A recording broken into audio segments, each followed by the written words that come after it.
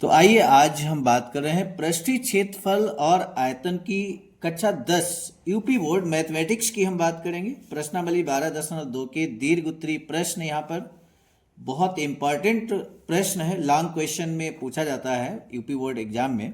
और इस तरह का सवाल यदि पूछा जाता है तो आपके 6 नंबर पक्के हो जाएंगे आज ही।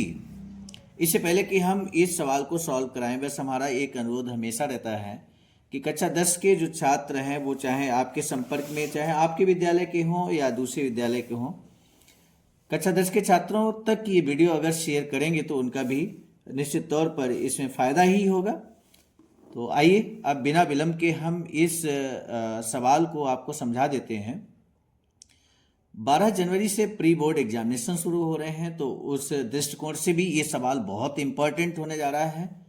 ऐसे में सभी छात्र कक्षा 10 के जिनके पास मैथमेटिक्स है वो जरूर इस सवाल को ध्यान से समझ लें, और खासकर हमारे विद्यालय के जो छात्र हैं वो जरूर कर लें इसको, और इस पे आधारित अन्य सवालों का अभ्यास करें। इन सवालों को का जो सोल्यूशन है वो चेक किया जाएगा जब विद्यालय 12 जनवरी से खुलेगा। तो 12 जनवरी को जो प्री बोर्ड एग्जामिनेशन हो रहा है उसकी सूचना हमने अलग से वीडियो में आपको दे दी है, स्कीम भी उसमें बता दी है, और 6, 7, 8, 9, 10, 11, 12 सभी छात्रों के लिए विशेष सूचना उस वीडियो में हमने दी है। तो उस वीडियो को आप ध्यान से देख लीजिए। तो आइए शुरू करते हैं आसान सॉल्यूशन इस सवाल नंबर 12 का, 12.2 एक्सरसाइज का। लिखा है एक आइसक्रीम शंकु दर्शाया गया है, और ये चित्र सवाल में दिया गया है। आपके पास यदि किताब है तो उसको आप देख लीजिए, जिसमें आइसक्रीम भरी हुई है तथा इसकी त्रिज्या 5 सेंटीमीटर है और ऊंचाई 10 सेंटीमीटर है। तो ये कोन वाली जो आइसक्रीम है जरूर आपने खाई होगी। किन किन बच्चों ने खाई है कमेंट सेक्शन में बताइए। आइसक्रीम इस तरह की किसने किसने खाई है ये जरूर बताइए कमेंट सेक्शन में। और खैर ये आइसक्रीम इस तरह की यहाँ पर आइसक्रीम है जिसका देखिए यहाँ पर 5 सेंटीमीटर त्रिज्या है। मतलब आप समझ गए होंगे 5 सेंटीमीटर यहाँ से लेकर यहाँ तक ये 5 सेंटीमीटर त्रिज्या दी गई है आर के वैल्यू, और ऊंचाई 10 सेंटीमीटर है। तो ऊंचाई 10 सेंटीमीटर, टोटल ऊंचाई 10 सेंटीमीटर है। तो समझ लीजिए ये अगर 5 है तो ये भी 5 होगा, क्योंकि अर्धगोला है 5 सेंटीमीटर। जब ये 5 है और टोटल डिस्टेंस यहाँ 10 सेंटीमीटर है, तो इसका सीधा मतलब है कि जो कोन की हाइट होगी, मतलब यहाँ से यहाँ तक, यहाँ से यहाँ तक, तो ये कितनी होगी? 5 ऊपर है तो 5 इधर हो जाएगी, टोटल 10 है, 5 सेंटीमीटर। तो ये कोन की जो हाइट है वो 5 सेंटीमीटर हमने निकाल लिया। तो ये क्लियर होना बहुत जरूरी है। आइसक्रीम का आयतन ज्ञात कीजिए, जबकि शंकु का आयतन 1/6 भाग आइसक्रीम से रिक्त रहता है। इस बात को हमें समझना है, आइसक्रीम से रिक्त रहता है ये सवाल कह रहा है। तो रिक्त रहता है यानी कि 1/6 भाग इसका टोटल जो है वो उस उतने भाग में आइसक्रीम है नहीं, अर्थात टोटल आयतन निकालने के बाद उसका 1/6 भाग निकाल कर हम टोटल आयतन से माइनस कर देंगे फाइनली। तो चलिए सबसे पहले हम इसका आयतन निकाल लें, ये मानकर कि ये जो आइसक्रीम है ये ठोस रूप में है, तो इसका हम आयतन निकाल लेते हैं। तो लिखेंगे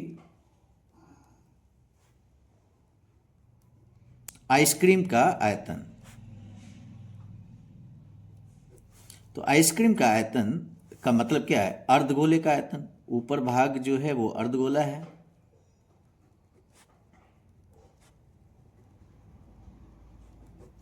अर्धगोले का आयतन, और प्लस नीचे क्या है? शंकु का आयतन।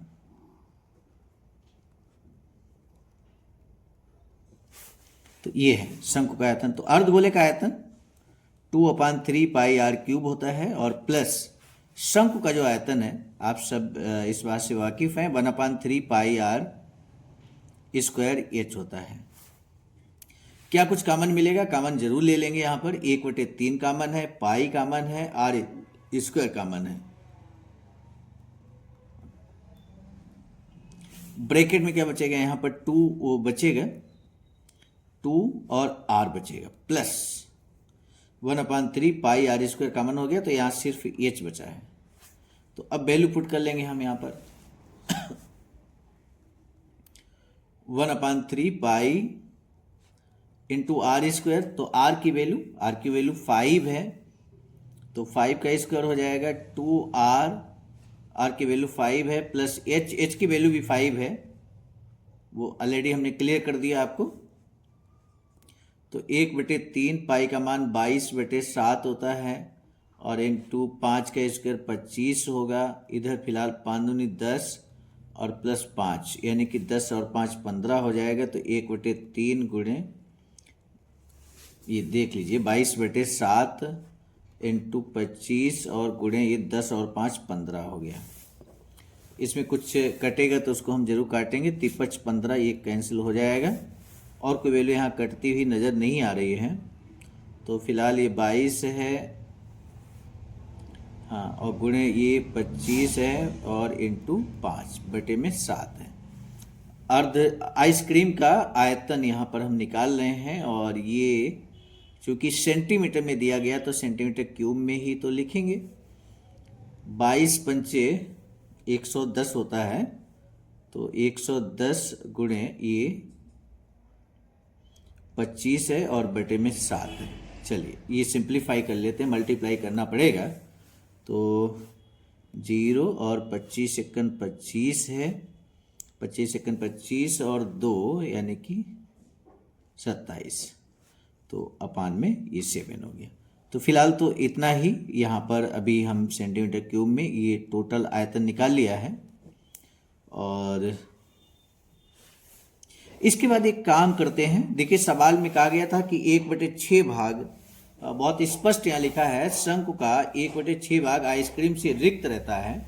तो इसका 1/6 भाग निकालकर और इसी से माइनस करेंगे, यानी कि जो अभीष्ट आयतन निकालना है आइसक्रीम का, तो आइसक्रीम का इस बात को समझना है। आइसक्रीम का जो आयतन है, आइसक्रीम का आयतन ये कैसे निकालेंगे? 2750/7 माइनस करेंगे, और माइनस करेंगे 2750/7, और इसका कितना है? 1/6 भाग। अब इसको सिंप्लीफाई करने का ये भी एक बढ़िया तरीका है। 2750 को कॉमन ले लें हम, तो 2750/7 को कॉमन ले लेंगे, तो 1 - 1/6 बचेगा यहाँ पर। तो ये फाइनली हो गया 2750/7, और गुणे 6 से 1 घटाएंगे तो 5/6 बचेगा। ये बात क्लियर है कि नहीं? अब हम इसको देख लेते हैं। ये हो जाएगा, 2 से तो कट जाएगी वैल्यू, 2 से 2 3 6, ये कैंसिल कर लेते हैं। 2 एकन 2, 2 3 6, 2 7 14, और 1 बचेगा इधर, 2 पंचे 10। तो फाइनली ये 1375 गुणे 5 और बटे में यहाँ पर है 7। तो ये मल्टीप्लाई हम कर लेते हैं। फाइनली ये मल्टीप्लाई करने पर जो वैल्यू आएगी, और उसमें फिर हम 7 का भाग करेंगे। तो 7 का भाग करेंगे तो आसानी से आंसर निकालने की कोशिश रहेगी। तो 1375 आप भी मल्टीप्लाई करके जरूर देखिएगा, क्योंकि कैलकुलेशन पे कमांड मैथमेटिक्स के सभी छात्रों का होना चाहिए। 1375 का अगर मल्टीप्लाई आप करते हैं 5 से, तो ये वैल्यू आ जाएगी 6875। हमने अलग से देख लिया है, और आप जरूर कर लीजिएगा इतनी वैल्यू है कि नहीं है। और इसमें हम अगर 7 का भाग कर देते हैं, तो यहाँ पर जो वैल्यू आएगी वो वैल्यू यहाँ पर 7 का क्या, ये 3 भी बचा है यहाँ पर, इसलिए हमें यहाँ पर 3 ये लिख लेना चाहिए। और 7 3 यहाँ पर 21 हो जाएगा। तो ऐसे में 21 का यहाँ डिवाइड करेंगे, ये 21 है ना, ये 21 है। तो जब डिवाइड करेंगे 6875 में 21 का डिवाइड करेंगे, तो ये वैल्यू जो आएगी वो लगभग कुछ इस तरह दशमलव में वैल्यू आ जाएगी 327.38। दशमलव के 2 अंकों तक अगर निकालते हैं तो 38, और यदि हम इसको रोकते हैं तो 327.4 भी लिख सकते हैं, और ये सेंटीमीटर क्यूब में होगा क्योंकि आयतन की बात हो रही है। तो फाइनली ये आयतन यहाँ पर 327.4 सेंटीमीटर क्यूब होगा। अब ये सवाल आपने आसानी से समझा होगा। देखिए सबसे पहले हमने क्या किया, इस शंकु और अर्धगोले का मिलाकर आयतन निकालिए। तो यहाँ तक मुझे जहाँ तक लगता है कि यदि आपको ये सूत्र मालूम है, अर्धगोले का आयतन, शंकु का आयतन, तो ऐसे में यहाँ तक पहुँचने में किसी को कोई प्रॉब्लम नहीं हुई होगी। सवाल में ये जो लास्ट में दे दिया कि जबकि शंकु का 1/6 भाग आइसक्रीम से रिक्त रहता है, तो ऐसे में 1/6 भाग, इसी का 1/6 भाग और इसी से हम माइनस करेंगे। बस यही बात यहाँ पर कॉन्सेप्ट को समझना था। ये लाइन आपको समझना बहुत ज़रूरी है कि ये जो आयतन आया है, उस आयतन से इसका जो 1/6 भाग है, ये देखिए 1/6 भाग हमने घटाया है, माइनस है बीच में, तो घटा दिया है। तो ये घटाने का तरीका थोड़ा सिंप्लीफिकेशन हमने आसान बना दिया। कॉमन लेकर 2750/7 को कॉमन लिया तो 1 - 1/6 यहाँ पर ये बचेगा, और इस तरह से 5 आप देख सकते हैं। कैलकुलेशन बाद में कि आपके सामने है। इजली हमने इस सवाल को आपको बताने की कोशिश की, आसान तरीके से बताने की कोशिश की। सवाल न समझ में आया हो तो दोबारा आप पूछ सकते हैं, हम दोबारा फिर आपको रिपीट करेंगे। लेकिन अब हम क्वेश्चन 13 आपको बताने जा रहे हैं। क्वेश्चन नंबर 13 बहुत इंपॉर्टेंट सवाल है, और इस तरह का सवाल वास्तव में बोर्ड एग्जाम में पूछा जाता है, और अभी प्री बोर्ड एग्जामिनेशन होने जा रहा है। इस तरह के सवाल आपको वहाँ पर भी देखने को मिलने वाले हैं। तो इसलिए आज का ये वीडियो, दोनों ही सवाल बहुत इंपॉर्टेंट, और 6 मार्क्स तो ये देंगे ही, निश्चित देंगे, क्योंकि 6 मार्क्स से 6 अंकों से कम का तो सवाल ही नहीं उठता है। इस तरह का सवाल 6 अंकों से कम का नहीं पूछा जाता है। तो आइए सवाल पढ़ लेते हैं। पहले लिखा है, ऊंचाई 120 सेंटीमीटर और त्रिज्या 60 सेंटीमीटर वाला एक ठोस लंबवृत्तीय शंकु है। ठोस लंबवृत्तीय शंकु है जो 180 सेंटीमीटर ऊंचाई वाले पानी से पूरे भरे एक लंबवृत्तीय बेलन में इस प्रकार रखा जाता है कि यह उसकी तली को स्पर्श करे। ध्यान दीजिएगा, बेलन में बचे हुए पानी का आयतन ज्ञात कीजिए। बचे हुए पानी का, यदि बेलन की त्रिज्या शंकु की त्रिज्या के बराबर हो। ये अच्छी बात है कि बेलन की त्रिज्या शंकु की त्रिज्या के बराबर है। तो सबसे पहले हम बेलन बनाएंगे, और बेलन की जो त्रिज्या है, चूंकि 60 सेंटीमीटर इधर है शंकु की, और बेलन की ये सेम रहेगी, तो ये हमको यहाँ लिखना रहेगा।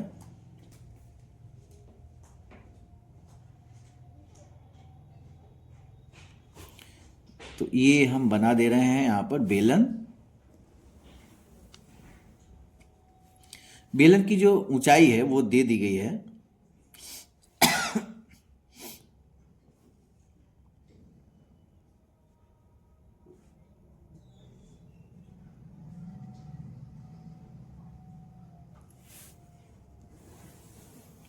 बेलन की ऊंचाई कितनी दे दी गई है? बेलन की ऊंचाई देखिए 180 सेंटीमीटर दी गई है।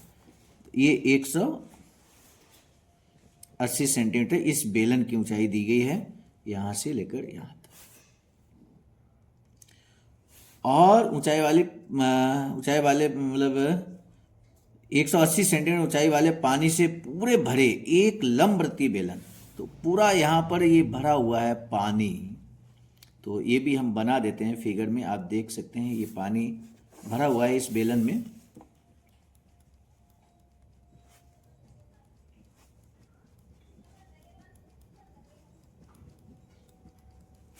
ये पानी भरा हुआ है, ठीक है।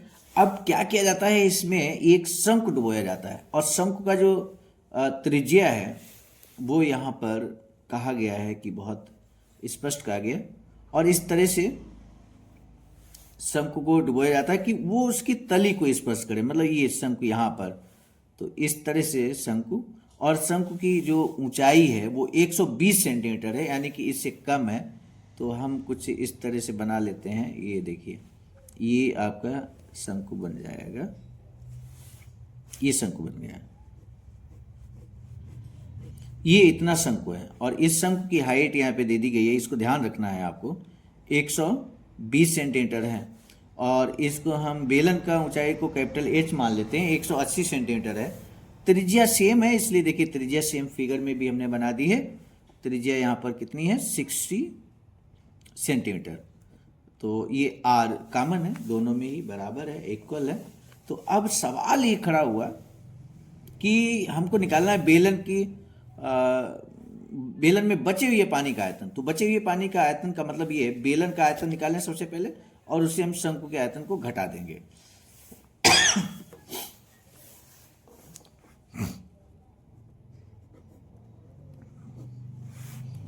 अभीष्ट आयतन, पानी जो बचा है उसका आयतन निकालना है। तो अभीष्ट पानी का आयतन क्या होगा, यानी कि बेलन का आयतन